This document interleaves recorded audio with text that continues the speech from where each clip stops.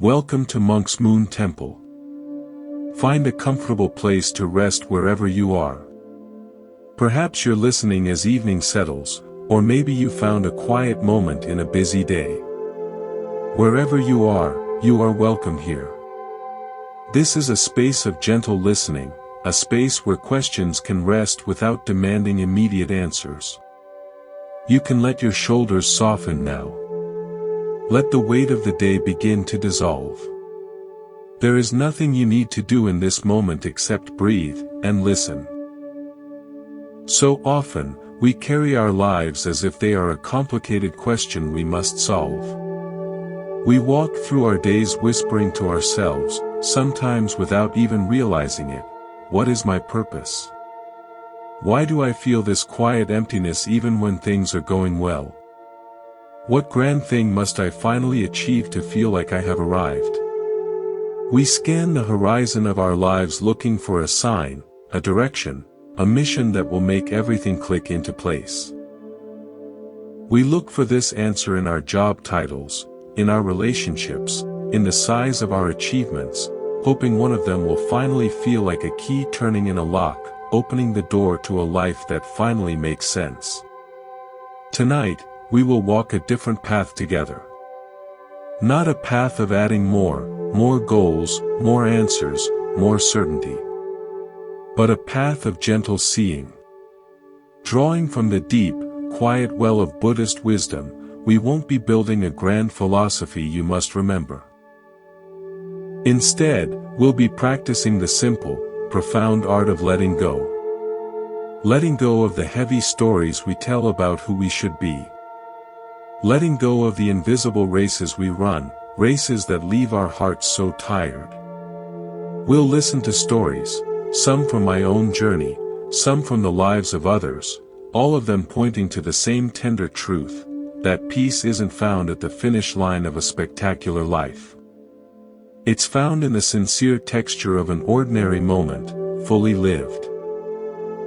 It's found when we stop trying to become someone else, and simply come home to who we already are. If this gentle way of exploring speaks to you, I warmly invite you to join our quiet community here at Monk's Moon Temple. By subscribing, you help this sanctuary of calm to grow, and it allows us to continue this journey of gentle understanding together, whenever you need a space to return to. For now, just let yourself settle. There is nowhere to go in this moment. Nothing to achieve. Only this, here, now. The sound of this voice. The feeling of your breath. The gentle acknowledgement that in this moment, you are safe, you are listening, and you are whole. Let me begin with a story about a tree. Not a majestic, ancient tree in a forest, but a small, stubborn pine that grew on a rocky cliffside near a home I once lived in. This cliff faced the open ocean, and the winds that came off the water were fierce, relentless. Most vegetation on that cliff was low, ground-hugging, shaped by the constant pressure into forms that offered little resistance. But this one pine tree grew vertically. It wasn't tall by normal standards, but it stood up straight in a place where everything else was bent. I would watch it from my window during storms. The wind would slam into it, whipping its branches violently, bending its trunk so far to the side I was sure it would snap. But it never did. When the gust passed, it would sway back, not to a perfect, rigid upright position, but to a state of alive, resilient presence. It was never still. It was always in a conversation with the wind. For a long time, I admired that tree for its strength, its defiance. I thought, that is how I should be. Unbending. Strong enough to stand straight against any storm. And I tried. I tried to be that unmoving pillar in the winds of my own life, stress, expectation, change. And I felt myself growing rigid, brittle, exhausted from the constant tension of holding my position. One calm morning, I walked down to the cliff. Up close, I saw the truth of the pine tree. Its trunk wasn't smooth and unyielding. It was covered in twists and knots, subtle curves that told the history of every storm it had weathered. It wasn't defiant at all. It was profoundly adaptable. It didn't resist the wind, it moved with it. Its roots were not deep in rich soil, but cleverly woven through cracks in the rock, finding purchase in seemingly impossible places. Its strength wasn't in refusing to bend. Its strength was in its flexibility, its intelligent yielding. It knew a fundamental truth: to survive on the cliff, to even have a chance at reaching for the sun, it had to accept the wind. Not as an enemy, but as the very condition of its existence. This is a cornerstone of the Buddhist teaching. He observed that life inherently contains what he called dukkha. This word is often translated as suffering, but it's more subtle. It's the ache of things not being quite right, the stress of trying to hold on to what is always changing, the friction that arises when our rigid expectations meet the fluid reality of life. The wind on the cliff is dukkha. The Buddha's great insight was not that life is miserable, but that our suffering is amplified by our resistance. We stand like stiff, young saplings, trying to remain perfectly upright against gales, and we wonder why we feel so close to breaking. The wisdom he offered is the wisdom of the old pine. It's the path of flexibility, of wise response. In Pali, the language of the earliest Buddhist texts, a key term is samadhi. It's often translated as concentration or tranquility, but at its heart, it implies a collected, balanced mind. A mind that, like the tree, is not blown over by the winds of craving or aversion.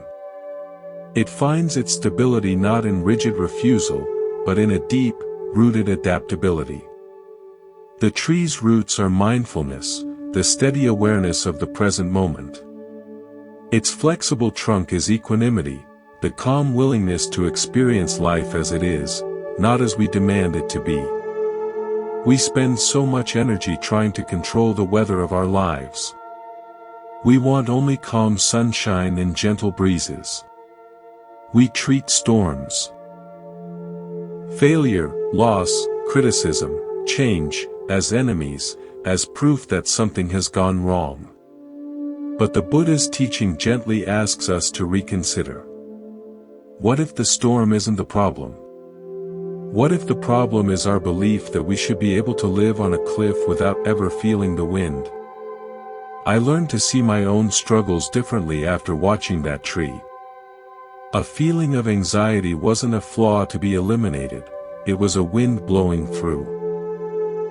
I could tense up and fight it, or I could, like the tree, acknowledge its force, bend with it, trust my roots, and know it would eventually pass. This didn't make the anxiety pleasant, but it removed the second layer of suffering, the story that said, this shouldn't be happening, and it's happening because I'm not strong enough. Your life has its own climate. There are calm seasons and stormy seasons. There are gentle breezes and there are gales that shake you to your core. The practice isn't to find a mythical cliff with no wind. The practice is to grow roots of mindful awareness into the bedrock of your present experience, and to cultivate the flexible, resilient trunk of a heart that can sway without breaking. Your worth is not measured by how still you can stand, but by your capacity to remain rooted, alive, and fundamentally unbroken through all the seasons of change. This is not a call to passive resignation. The tree actively grows. It reaches for light. It digs its roots deeper after a storm. But it does so in harmony with its reality, not in a war against it. This is the middle way the Buddha taught, not clinging to rigid control, not falling into helpless collapse, but finding that wise, responsive balance in the midst of it all. So as you listen tonight, imagine yourself as that tree. Feel your own roots, your breath, your steady heartbeat, your capacity to be aware in this moment. Feel the winds, your thoughts, your worries, your hopes. You don't have to stop the wind. You just have to remember your roots, and allow yourself to sway. There is a strength in that flexibility that rigidity can never know. A strength that whispers, I am here. I am alive. And I can bend, and I will not break. Let your awareness settle again. Notice the space around you. The quality of the air. The points of contact between your body and where it rests. In this gentle awareness, I'd like to share with you a memory from a long walk I took on a forgotten railway line. Years ago, I found myself walking along an old railway track that had been reclaimed by nature. The iron rails were still there, but rusted and warm in the sun. The wooden ties were soft with moss and crumbling at the edges. What struck me most were the trees. Saplings, and even full-grown oaks and pines, had taken root directly between the tracks, right in the gravel bed where once only trains were meant to travel. They grew in straight lines, following the path laid down for a machine's singular purpose. But their branches, their leaves, their very beings, reached out in all directions, toward the sun, toward the rain, in the soft, chaotic, beautiful patterns of life. They had used the rigid structure as a starting point, but they were not confined by it. Their purpose was not to follow the track, their purpose was simply to live, to grow, to be trees. I walked that green tunnel for miles, and a quiet understanding began to form in me. We are often like those trees born on the railway. We find ourselves growing in the rigid tracks laid down long before we arrived, tracks of expectation, of social norms, of this is how life is done. The track says, go straight. Achieve. Acquire. Be productive. Move efficiently from one station to the next. And for a time, we might grow straight along it, thinking this is the only way to grow. But our nature, our spirit, is like the branching tree. It yearns to reach out. To feel the sun on all its sides. To be nourished by rain from any direction. To intertwine with other lives. We feel a deep tension when our innate, branching nature conflicts with the singular, linear track we believe we must follow. The Buddha taught extensively about this tension. He spoke of sankhara, a word meaning formations or volitional activities. These are the mental habits, the conditioned patterns, the tracks we lay down in our own minds and inherit from the world. I must be successful to be worthy. I should be farther along by now. Happiness lies at the next station. These are sankhara.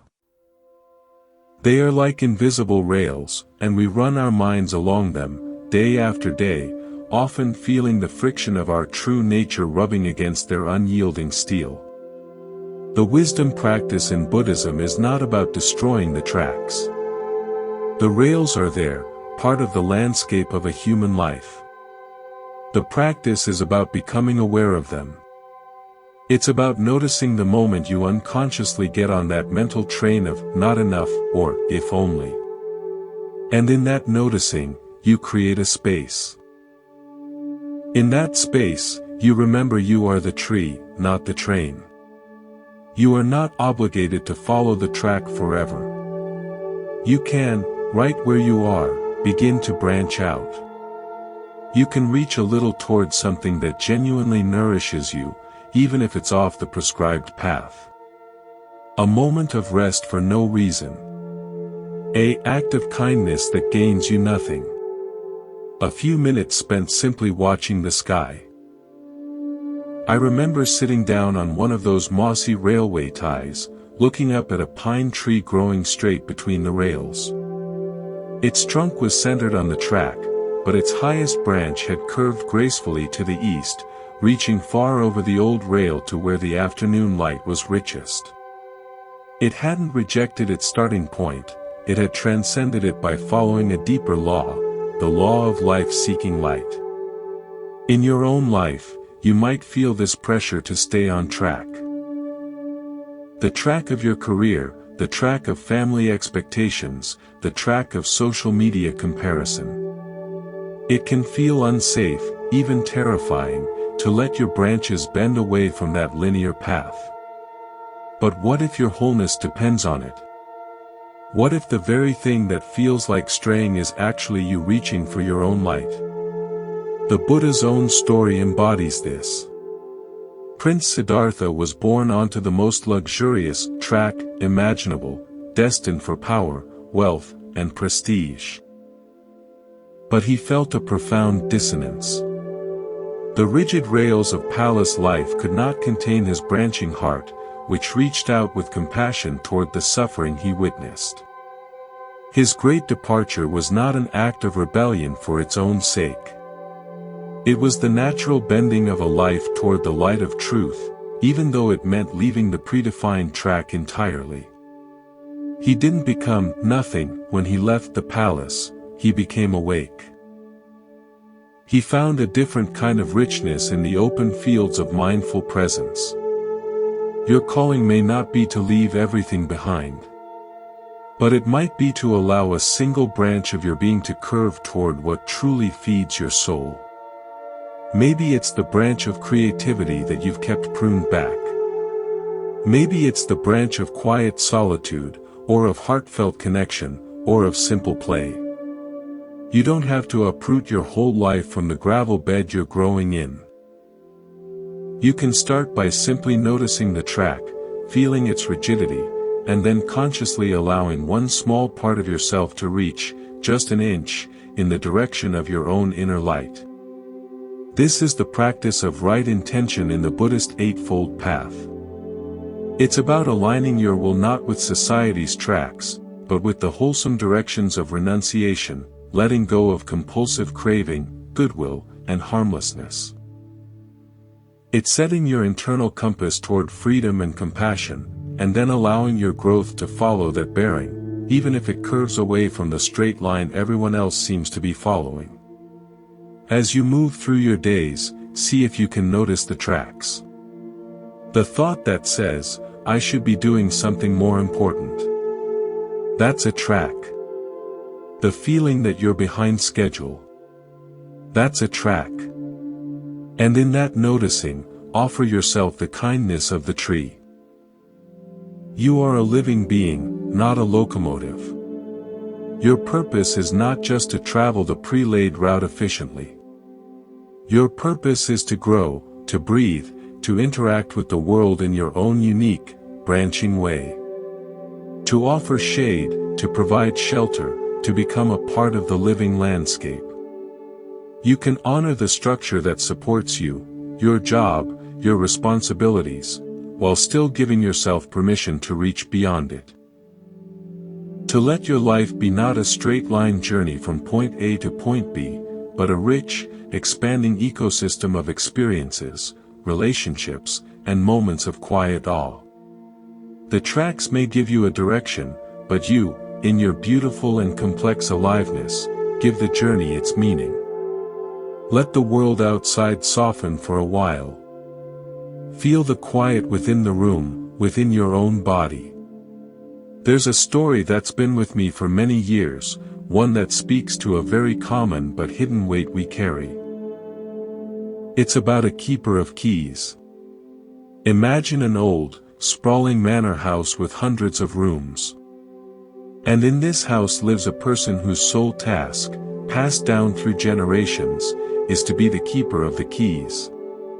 A massive iron ring holds every key to every room in the mansion, the dusty libraries, the grand ballrooms, the cramped attics, the silent parlors. The keeper's identity is woven into this duty. I am the one who holds the keys, they say. They polish the iron ring. They memorize the shape of each key. They walk the halls, testing locks, ensuring everything is secure, that every room is accounted for. Their entire sense of worth is tied to the weight of that key ring. But over time, a quiet sorrow grows. The keeper becomes so focused on the responsibility of holding the keys, on not dropping them, on not losing a single one, that they never actually go into the rooms. They don't read the books in the library. They don't dance in the ballroom. They don't gaze out the attic windows at the stars. The beauty, the life, the experience contained within the house is just a rumor to them. All they know is the cold, heavy weight of the keys in their hand, and the fear of what would happen if they ever set them down. Who would they be without them?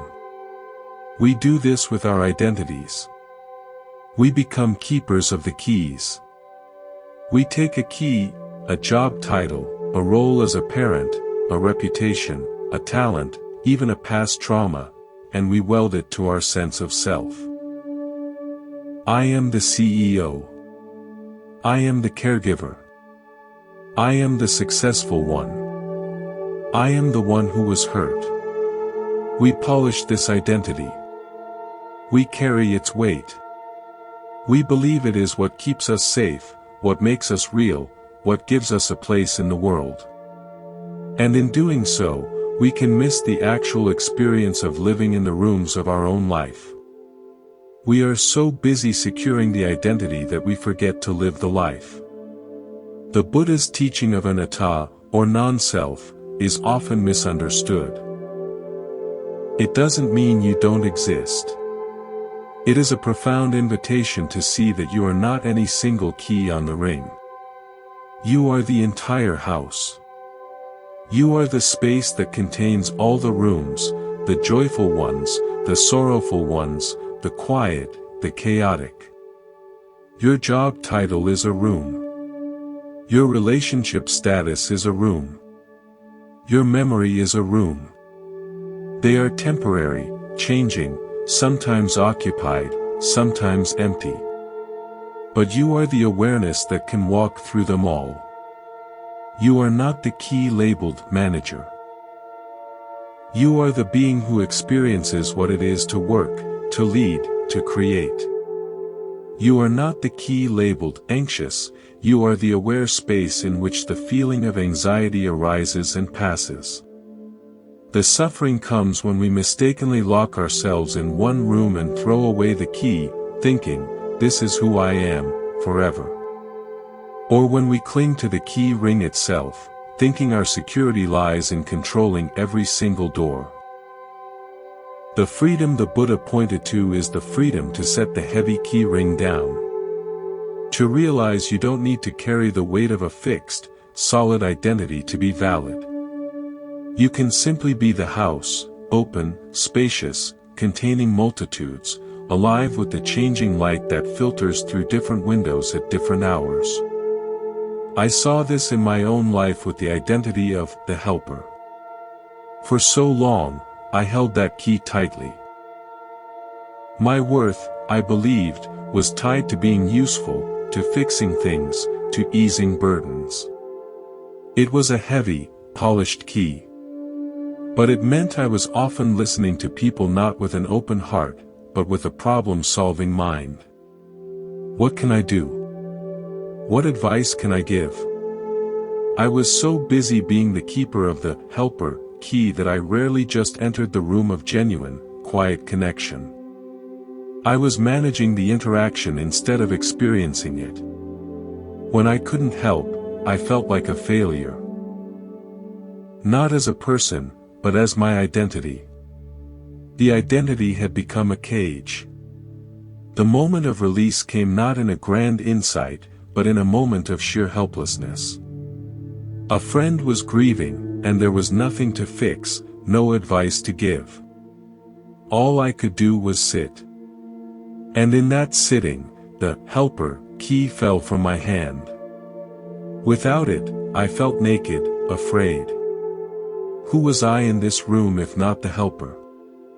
But then, something else flowed in. It was just presence. Just shared silence. Just a human being with another human being in a hard moment. It was more real, more connected, than any help I could have offered.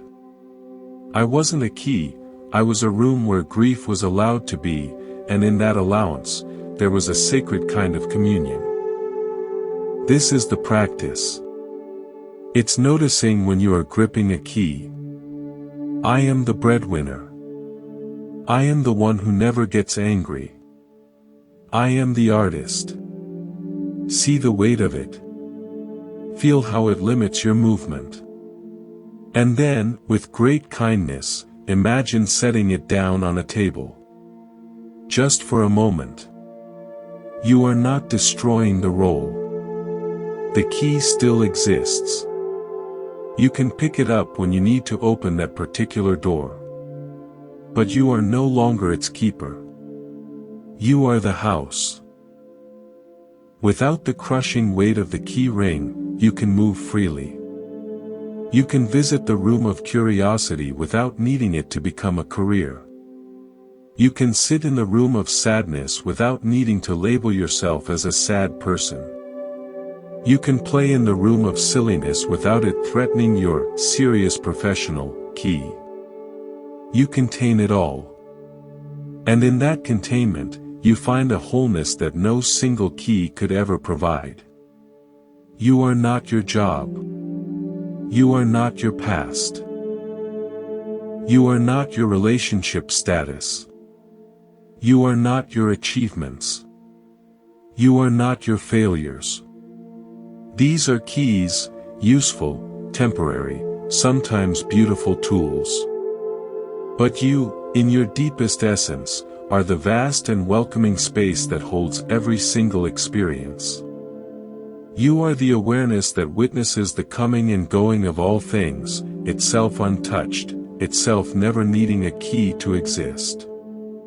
So tonight, as you breathe, offer yourself this gentle question. What key am I carrying most tightly right now? Feel its shape. Honor the service it has provided. And then, in the safety of this awareness, imagine uncurling your fingers. Imagine placing it down beside you. For just these few minutes, be the house. Be the spacious, silent, compassionate awareness that needs no label to be complete. Rest here. You are already home. As we continue, let's deepen our sense of ease. Notice how the body naturally breathes, how the heart steadily beats, without any instruction or effort from you. There is an intelligence in this life that already knows how to live. Our work is often just to remember that, to get out of its way. I want to tell you about a lake I used to visit high in the mountains. It was a mirror lake, famous for its perfect, glassy reflections of the peaks around it. Photographers would come at dawn, waiting for the moment when the wind died and the lake became a flawless replica of the sky and mountains. That was considered its perfect state, utterly still, passive, a perfect mirror. On windy days, people would leave disappointed. The lake was ruined, choppy, distorted, its surface broken into 1,000 glittering fragments. I preferred to visit on those windy days. I'd sit and watch the chaos on the surface. The reflections were shattered, true. You couldn't see a perfect mountain. But you could see something else, the lake's aliveness. It danced. It sparkled with raw, unfiltered light. It responded fully and dynamically to the sky's breath. It wasn't a passive mirror, it was in a vibrant, moving conversation with the wind. And deep below that frantic surface, in the cold, dark quiet, the lake was still itself, undisturbed. The turmoil was only on top. We often treat our own minds like the photographers treat the lake. We believe the goal is a perfectly still, clear, undisturbed surface. A mind that doesn't wander, that doesn't feel anxiety or anger, that reflects reality without distortion. We see a busy, chattering, emotional mind as a failure, a ruined state. We exhaust ourselves trying to calm the wind, to suppress the waves, to force a stillness that is, in truth, a kind of death. The Buddhist teaching on meditation, or bhavana, which means cultivation or development, is often misunderstood this way. It is not about forcing the lake to be still. It is about changing your relationship to the water. It's about learning to sit on the shore, to be the aware space witnessing the lake, rather than being tossed about in the waves. The waves are natural. The wind will blow. Thoughts will arise. Emotions will surge. The practice is not to stop them. The practice is to know you are not the waves. You are the vast, deep lake that holds them. The surface can be storm-tossed while the depths remain calm. A personal story comes to mind. For years, I approached meditation as a project of control. I would sit and silently wage war on my thoughts. Go away. Be quiet. Be still. It was a battle I always lost, and I'd finish more frustrated than when I began. I was trying to bully the lake into being a mirror. Then, a teacher offered a single sentence that changed everything. What if your only job is to notice what the weather is like right now? So I tried. I'd sit and simply note. Windy. A thought about work. Calm. A memory. Sleepy. A wave of impatience. I wasn't trying to change the weather, I was just a kindly, quiet observer noting the forecast. And a miraculous thing happened. By removing the struggle, by dropping the war against the wind, a natural calm began to settle. Not on the surface, but in the observer. The thoughts didn't stop, but their power over me diminished. They were just weather passing through the sky of my awareness. I was the sky, not the storm. This is the essence of mindfulness, or sati. It is remembering.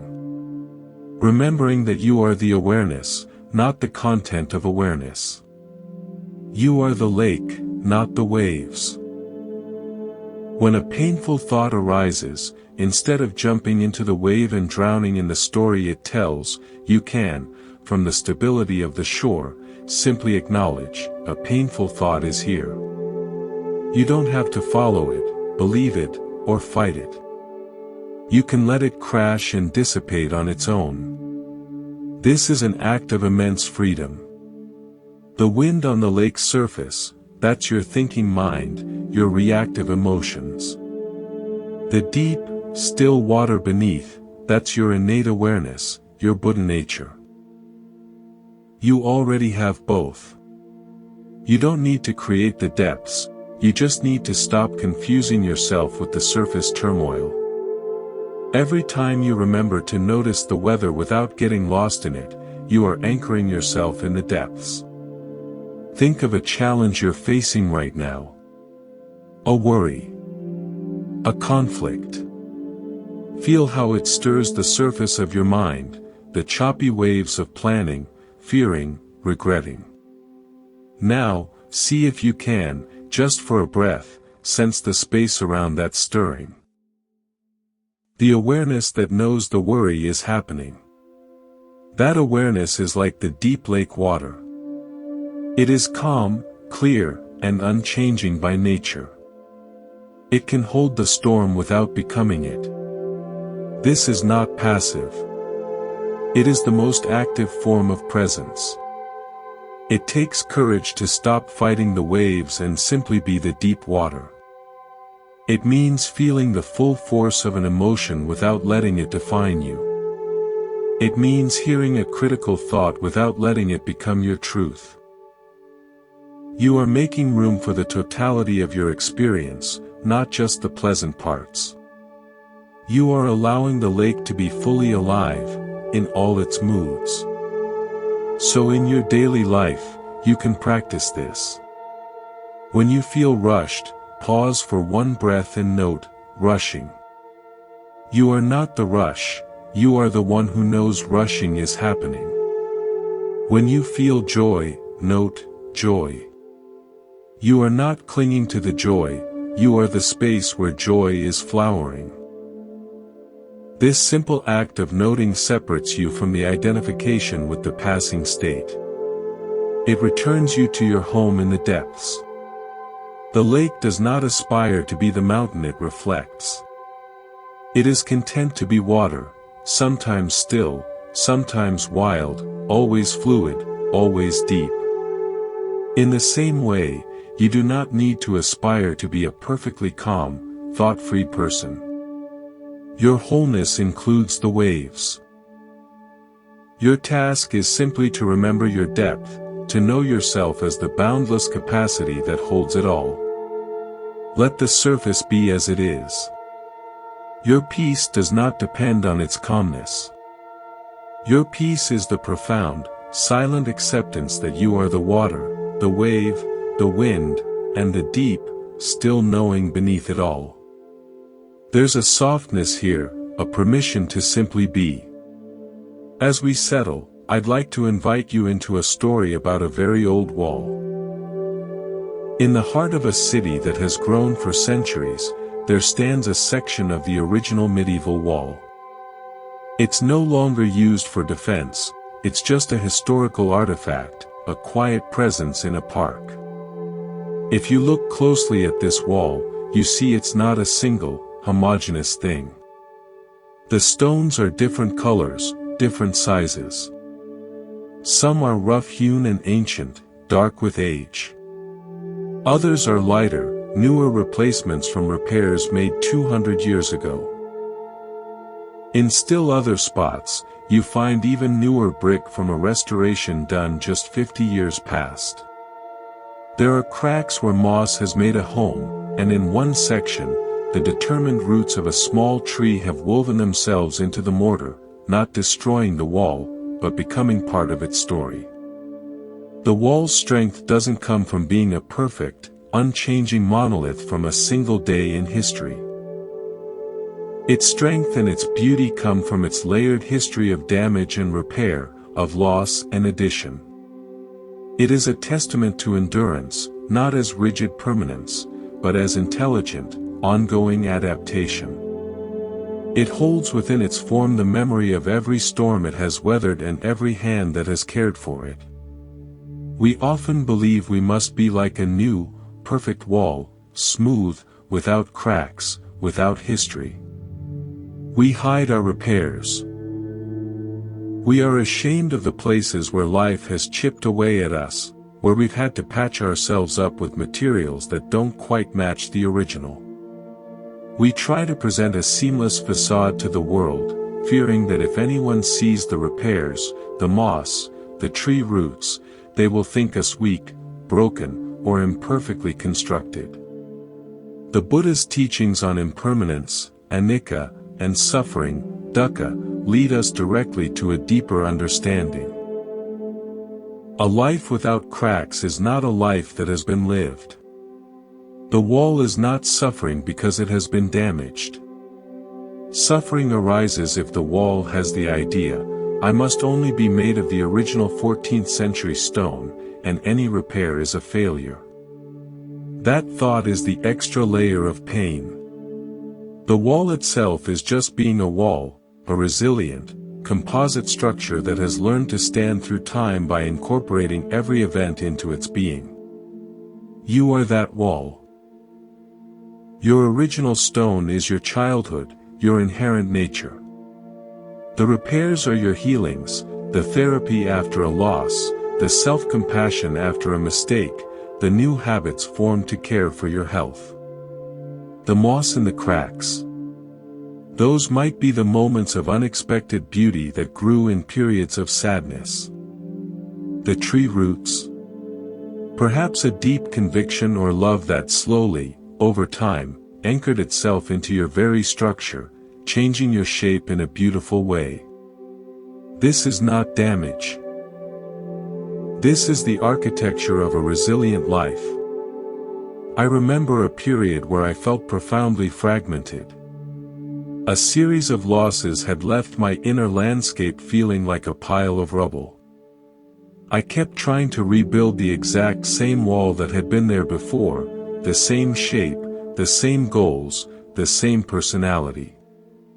It was impossible. The old stones didn't fit together anymore. I felt like a failure, a ruin. In desperation, I stopped trying to rebuild. I just sat with the rubble. And in that sitting, I began to see the stones not as ruins of what was, but as materials for what could be. I didn't have to rebuild the old wall. I could build something new.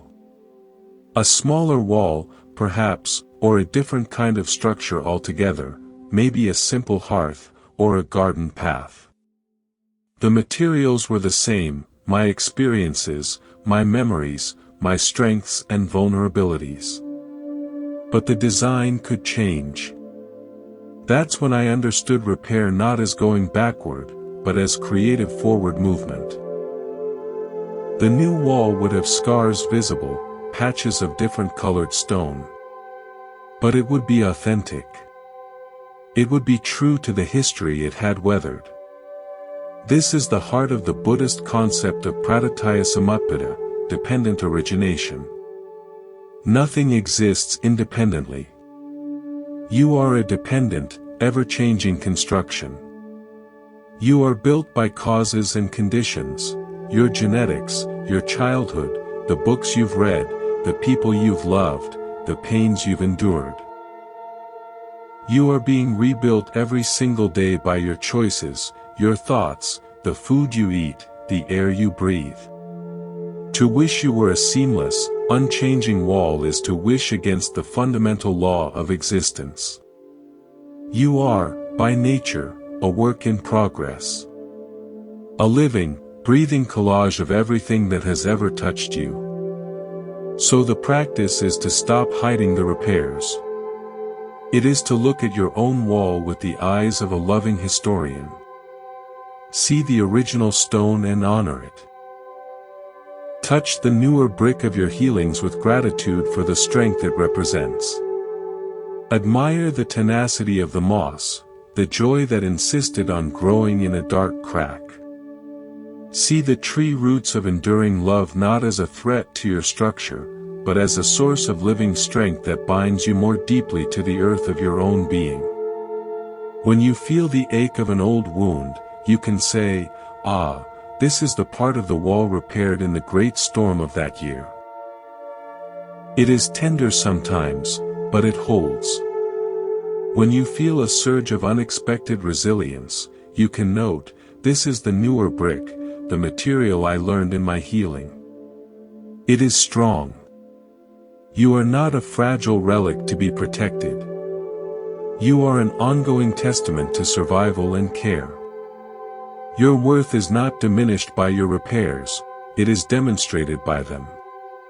A wall that has never needed repair has never stood long enough to face a real storm. Your cracks are where your light, your understanding, your empathy, your depth, now shines through. They are the most interesting part of you. They tell your true story. So tonight, if you are carrying shame about a patch in your wall, if you are trying to hide the color difference of a repair, I invite you to lay that burden down. See your wholeness as the wholeness of the ancient city wall, complex, layered, rich with history, and standing not in spite of its repairs, but because of them. You are not broken. You are beautifully, resiliently, and continuously under construction. And that is a sacred thing. As we continue, let your awareness rest lightly, like a leaf floating on the surface of a still pond. There's nowhere to drift, nothing to grasp. Just this gentle floating in the sound of these words and the rhythm of your breath. I'd like to share a story about a bell. Not a grand cathedral bell, but a small, brass bell that sat on the windowsill of a monastery kitchen. Its job was simple. It was rung to signal the end of the silent meal preparation period. For decades, it was struck at precisely the same time each day. It had one clear, resonant note. The cooks knew its sound intimately. It ordered their world. One winter, a deep freeze settled in. The old water pipe in the wall behind the windowsill burst. When the pipe was repaired, the carpenter had to remove the bell to fix the sill. In the process, the bell was accidentally knocked to the stone floor. It wasn't shattered, but when it was picked up and struck again, its sound was different. Slightly duller. With a faint, soft hum underlying the main note. It was no longer perfectly clear. The head cook was dismayed. "Its tone is ruined," he said. "It's imperfect. We need a new bell." But the oldest monk, who worked quietly peeling vegetables in the corner, spoke up. "Please," he said, "let us keep it. Listen more closely." Reluctantly, the cook rang it again. The main note was indeed softer. But in the quiet that followed, that faint, lingering hum was beautiful. It seemed to hold the silence differently, inviting a slower, more reflective pause. The imperfect bell didn't command attention, it gently requested it. Over the following weeks, the cooks noticed something. The clear, sharp bell had been a signal to stop. This new, softened bell felt more like an invitation to transition. To finish the last gentle stroke of the knife, to take one more conscious breath before moving on. Its imperfection had, strangely, made it more compassionate. More human. We are often that cook. We believe our value lies in our perfect, clear, unchanging note. Our productivity, our mood, our relationships, we want them to ring out with flawless, predictable tone. When life inevitably dents us.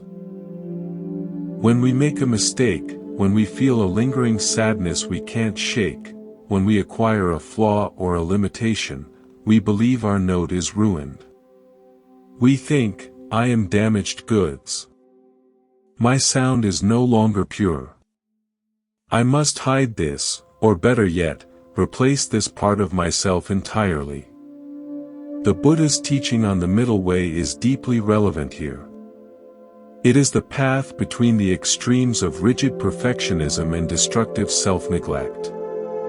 The old, clear bell represents one extreme. The demand for perfect, unchanging purity. To shatter the bell and throw it away would be the other extreme, annihilation, giving up. The middle way is to pick up the dented bell, to listen deeply to its new sound, and to find the unique beauty and utility in its present form. It is the way of wise acceptance and compassionate use. That soft, underlying hum in the bell. In Buddhist psychology, that might be akin to sana, perception. The perception of the bell had changed. Before, it was perceived only as a functional tool. After the dent, it was perceived as an object with a history, with character. Its imperfection altered the perceiver's relationship to it, creating space for a new kind of meaning. Our own dents, our flaws, our anxieties, our past traumas, change our perception of ourselves. The practice is not to erase the dent, but to change our perception of the dent. Can we hear the soft hum of wisdom that might have grown in that vulnerable place? I have a personal dent. For most of my life, I stuttered. Not severely, but enough that in moments of stress or excitement, my words would trip and knot. I saw it as a fatal flaw in my bell. I spent enormous energy trying to hide it, to force clear tones, to be the unimpeded speaker I thought I should be. It was exhausting. The fear of the stutter was often worse than the stutter itself. One day, in a meaningful conversation, it happened badly. I fought it, which made it worse. Finally, in frustration and shame, I stopped. I took a breath, looked at the person, and simply said, "I'm sorry. I stutter. This is important, so it's harder." In that admission, I stopped trying to ring a clear note. I let the dent be heard. The person didn't look away or grow uncomfortable. They just nodded and waited. And something shifted. The pressure vanished. My words, when they came, were slower, more considered. The conversation that followed was one of the deepest of my life. My dent, my stutter, had forced a pace and a sincerity that eloquence might have bypassed. It created a space of patience. It was the soft hum underneath my words that made them authentic. I wasn't a ruined bell, I was a different kind of instrument, one that required and fostered deeper listening. Your dents are not mistakes. They are modifications to your instrument. A grief that left a soft hum of empathy. A failure that created a richer, more complex tone of humility. A period of anxiety that tuned you to a key of compassion for others' silent struggles. These are not imperfections to be eliminated from the symphony of your being. They are your unique timbre. They are what make your sound recognizable, human, and connective. The practice is to listen to yourself as the old monk listened to the bell. With curiosity, not judgment. Ring your own bell, speak your truth, take an action, simply be, and instead of critiquing the purity of the note, listen for the whole sound. Listen for the main note of your intention, and then listen for the soft hum of your history, your humanity, that follows it. That hum is your wisdom. It is the sound of a life that has been lived, not a specimen preserved in a vacuum. So tonight, bring to mind one of your dents. A perceived flaw, a lingering tenderness, a way in which you feel you don't measure up to a pristine ideal. Now, imagine it not as a flaw, but as a unique modification to your instrument. What quality has that dent fostered in you? Patience? Resilience? Humor? Depth? That quality is the soft, beautiful hum. It is part of your song. Let your bell be dented. Let it ring true with the full, complex, and utterly beautiful sound of who you actually are. Allow the last thoughts of the day to drift by like slow-moving clouds. There's no need to follow them. Just let them be, and gently return your attention to the sound of this voice, to the feeling of your breath moving in and out. In this space of soft attention, I want to tell you a story about a tapestry, but not the kind that hangs finished on a wall. Imagine a weaver at a vast loom. But this loom is unusual. The weaver only has control over a single, small section. A rectangle about the size of their own two hands, directly in front of them. The rest of the tapestry, stretching far to the left and right, above and below, is already woven. They did not weave it. It was woven by other hands, by circumstances, by history, by genetics, by every event that led to this present moment. Some sections are beautiful, intricate with gold thread. Others are dark, tangled, or plain. The weaver cannot change these.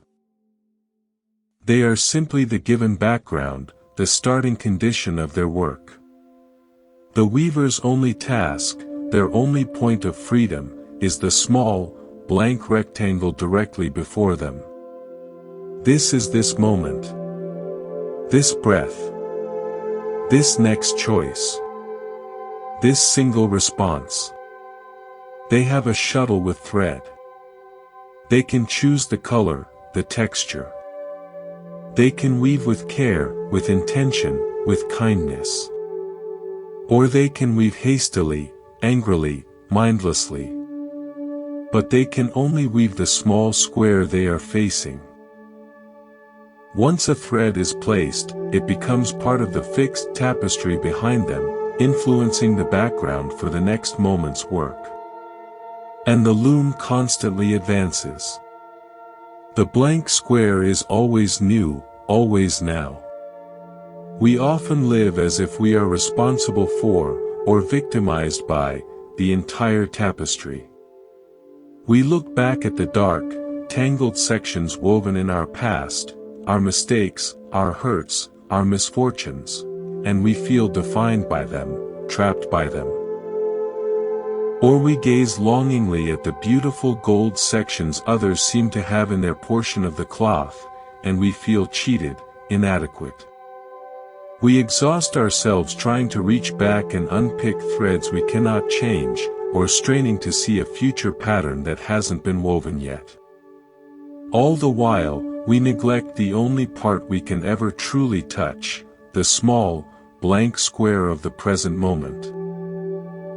The Buddhist teaching on karma is often simplified as cause and effect, but at its heart, it is about this moment-to-moment weaving. Karma is intention. It is the volition behind the choice of thread. The old tapestry behind you is the result of past karma, past intentions and actions. It is your present condition. You cannot change the pattern that is already woven. But you have absolute freedom in this moment to choose the intention with which you weave the next thread. Will it be a thread of greed, hatred, and delusion? Or will it be a thread of generosity, loving-kindness, and wisdom? You are not the finished tapestry. You are the weaver at the loom, with a sacred responsibility for the next stitch. The past is the backdrop, it is not the mandate. Your freedom is not in rewriting history, but in responding to it with awareness right now. I learned this not in a grand revelation, but in a mundane struggle. For years, I carried a section of my tapestry that felt like a flaw, a pattern of social anxiety woven in early adolescence. I saw it as a permanent stain on my whole cloth. I'd walk into a room and think, the pattern is set. I am anxious. This is who I am. I was looking at the old weaving and letting it dictate the new. One day, a teacher said something simple: you keep reading the old pattern as an instruction manual. It's not. It's just what's already there. Your job is to weave now. The next time I felt the old anxiety arise, I tried it. Instead of thinking, here's the anxious pattern again, I thought, the old tapestry has a section of anxiety. That's behind me. Right now, in this blank square, I can choose a different thread.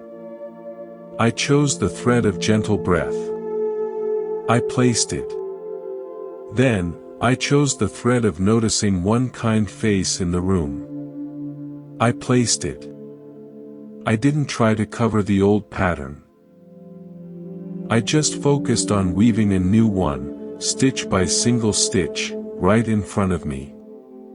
The anxiety didn't vanish, but it became part of the background, not the foreground of my current work.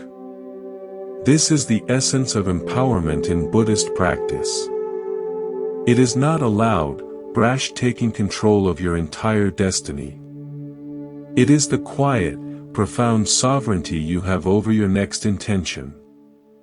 No one can take that from you. In a prison cell, in a hospital bed, in the middle of a crisis, you still have the shuttle. You can still choose to weave with a thread of patience, or inner dignity, or even forgiveness. That next stitch is your domain. Think of a recurring difficulty in your life, a resentment, a habit, a fear. See it as a pattern in the already woven cloth behind you. Acknowledge it. You cannot unweave it. Now, gently bring your attention to the blank square of this very moment. What thread will you choose? Right now, you are not actively resenting. You are listening. Could the next thread be one of letting the breath soften? That is a new stitch. Could the next thread be a silent wish for well-being, even for someone who hurt you? That is a revolutionary new color in your tapestry. The tapestry of a wise and compassionate life isn't one without dark threads. It is a tapestry where the dark threads are integrated into a larger pattern where the latest stitches, the ones of the present, are consistently chosen with care, with awareness, with an intention toward freedom and kindness. Over time, as the loom advances, the new weaving of presence begins to surround and contextualize the old patterns. They don't disappear, but they lose their power to define the whole. You are the weaver. The past is the cloth behind you. The future is the unwoven roll ahead. Your power, your peace, your purpose. All of it resides in the sacred, tiny, manageable space of the present stitch. You don't have to fix the whole tapestry. You just have to attend, with all your heart, to the thread in your hand and the square before your eyes. Weave well, dear one. This stitch is your life. Let the outer world fade to a gentle murmur. Here, there is only the soft sound of this voice, the quiet rhythm of your heart, and the infinite space of awareness that holds it all. We have journeyed together through stories of trees, bells, walls, and weavers. We have explored the nature of the mind as both a stormy surface and a deep, still lake. We have spoken of keys, tracks, and tapestries. Now, as we come to a close, I wish to leave you with the simplest story of all. It is the story of the cup. Imagine an empty cup. It is not fancy. It is simple, clay, unadorned. Its purpose is clear, to be filled. We spend much of our lives like this cup, turned upward, waiting to be filled. We wait to be filled with purpose, with love, with success, with validation, with the perfect experience that will finally make us feel whole and complete. We believe our value, our very reason for being, depends on what is poured into us. We live in a state of perpetual waiting, of longing, of thirst. Fill me, the cup silently pleads to the universe. Then I will be enough. Now, imagine taking that same cup and submerging it, open side down, into a vast, still ocean. For a moment, it traps a bubble of air, its old, empty self. But if you push it deeper, the water pressure equalizes. The air escapes. The ocean pours in. Suddenly, the cup is no longer separate from the ocean. It is full of the ocean. It doesn't just hold water, it is water, in the shape of a cup. Its boundaries are still there, the clay walls. But they are no longer a barrier separating an empty interior from a full exterior. They are simply the temporary form through which the ocean is currently expressing itself. The cup's nature has transformed from a vessel of lack to a manifestation of abundance. It is not waiting to be filled. It is already one with the source. This is the deepest invitation of the Buddha's wisdom. We spend our lives as the upright cup, waiting for the right thing to fill us and make us complete. We search for a purpose out there to pour into us. But the Buddha's radical insight is that you are already submerged in the ocean. The ocean is awareness itself, vast, boundless, intelligent, compassionate, and complete. Your feeling of being an empty, separate cup is the bubble of air, the illusion of a separate self, which we call ego. The practices of mindfulness, compassion, and wisdom are not about finding better things to pour into your cup. They are about turning your cup over. They are about releasing the bubble of me and allowing the ocean of awake, interconnected being to flood in. You are not a seeker of wholeness. You are an expression of wholeness, temporarily believing you are separate from it. Your purpose is not a destination to reach or a prize to win. Your purpose is to realize your nature as the ocean, while compassionately honoring your current form as the cup. I remember a moment, sitting in a garden after a long period of striving, when this shifted from an idea to a felt experience. I was exhausted from trying to fill my cup, with achievements, with spiritual experiences, with the approval of teachers. I had run dry. In that exhaustion, all effort stopped. There was no more me trying to get somewhere. And in that cessation, something happened. It wasn't dramatic. The birdsong didn't suddenly become a choir of angels. But the separation vanished. The listener and the birdsong were not two. The feeler and the breeze were not two. There was just this, vivid, alive, intimate, and complete. The cup had turned over. For a timeless moment, there was no cup, only ocean. I was not filled with peace, I was peace, perceiving itself as a garden, as sound, as breath. That moment passed. The feeling of being a separate cup returned. But the memory of the ocean remained. It became a compass. Now, when I feel the aching emptiness of the upright cup, the thirst for purpose, the fear of insignificance, I don't immediately go searching for something to pour. I remember the ocean. I feel the body breathing, itself a movement of the ocean of air. I feel awareness, itself the ocean of consciousness. I soften the grip around the bubble of me. And in that softening, a little seawater trickles in. A sense of connection returns. A knowing that I am both the cup and the water, and that this is enough. So, as we end our time together, I offer you this not as a conclusion, but as a beginning. You don't have to find your purpose. You have to recognize it.